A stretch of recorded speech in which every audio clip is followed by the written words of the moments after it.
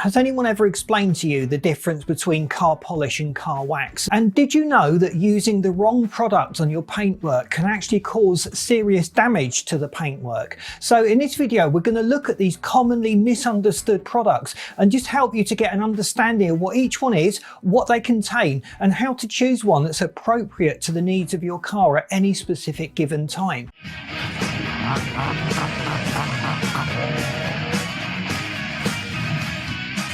So car polish, car wax and car sealants are all used to enhance the appearance of your car's paintwork. They form a nice protective layer. It doesn't help that a lot of manufacturers actually mislabel it. And you buy products like furniture polish, which isn't actually a polish at all, as we're about to discover and about to find out. So the most significant problem that people make is buying polish when they should be using wax or a sealant. So what exactly is car polish?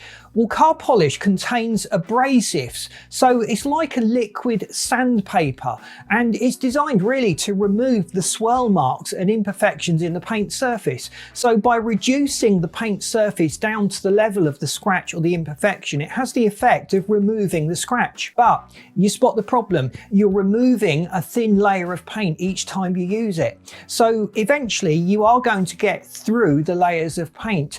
And if you were to use a polisher, an electronic polisher, it will work a lot harder than you ever can, and it can cause damage much more quickly. So be especially careful of edges or folds on the paintwork where extra pressure will be applied and the polish effect will be accelerated, causing damage and rubbing off the paint in those regions. I've seen quite a few cars that have been really badly damaged just by the use of electric polishers and the wrong grade of polish. So we're talking about grades as well. So after people have had paint work done on the car, you will typically finish that paint with some kind of polish just to remove the surface imperfections and create a nice flat layer.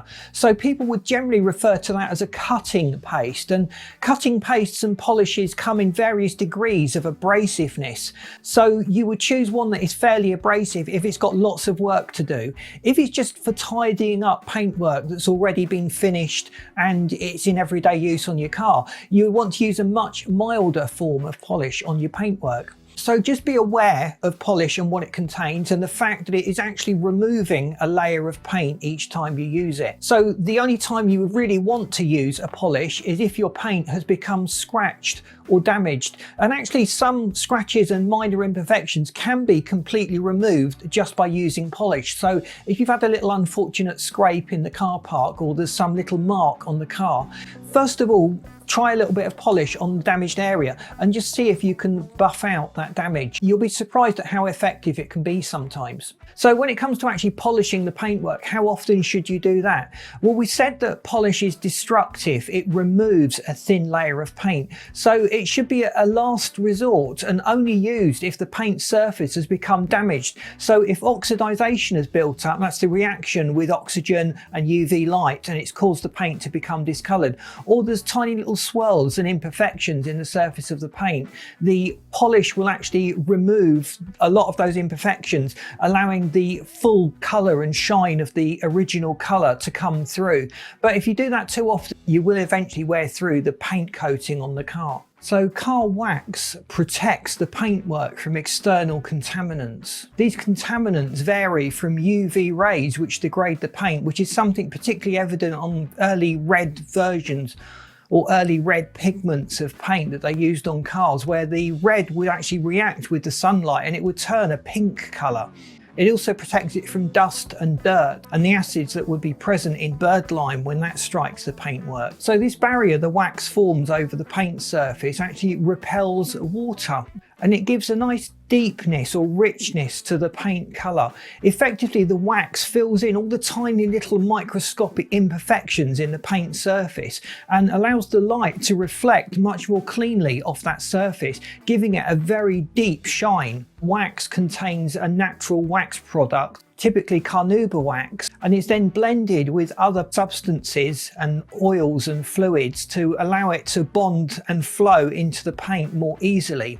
Carnauba wax is derived from the Brazilian wax palm tree, and it's highly sought after just because of the depth it gives to the shine on the paintwork. Synthetic waxes can be combined with natural waxes to give the best of both worlds, a hard, durable, long-lasting finish with the deep shine that you would get from the natural wax products. And a lot of waxes will contain oils such as lanolin or coconut oil, which can further help condition the paint, protecting the paint from drying out and cracking. So it's a mistake to think that a car wax is a completely natural product, because it isn't. It's a blend of so many different things that have gone into it. So how often should you wax a car? Well, your typical car wax, the natural product, will last for about a month to 2 months. So weekly waxing is not going to enhance the paint finish, and in fact, as the Carnauba wax builds up, it actually forms a sticky residue which enables the dirt particles to start bonding into that sticky waxy residue.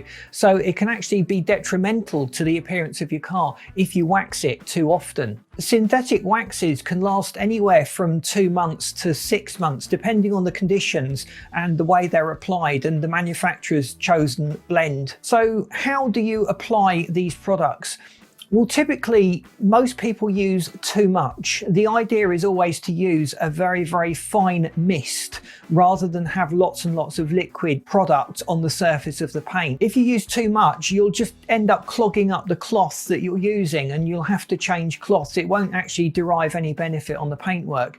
And in most cases, building up these really fine layers will give a much harder finish and a much deeper shine in the long run. So with polish, you need to be a bit more generous with using polish compared to the other products like wax and car sealants, because the polish is actually doing a job. It's an abrasive. It needs to be slightly lubricated as well. If you're using an electric polisher, you do need to be very, very careful, and just smearing on the surface and creating a clean cloud of polish on the surface will avoid a lot of the spatter that happens, particularly with those electric buffers when you apply them. So always have some kind of finishing cloth. I personally prefer to use a microfiber cloth because that gets out most of the excess product and gives the car a nice deep shine. If you're using the cloth you use to apply the product, it's probably already caked in the product and it'll never fully clear it off, and you'll never fully get that proper deep shine that you would otherwise get just by switching cloth for that final waxing phase.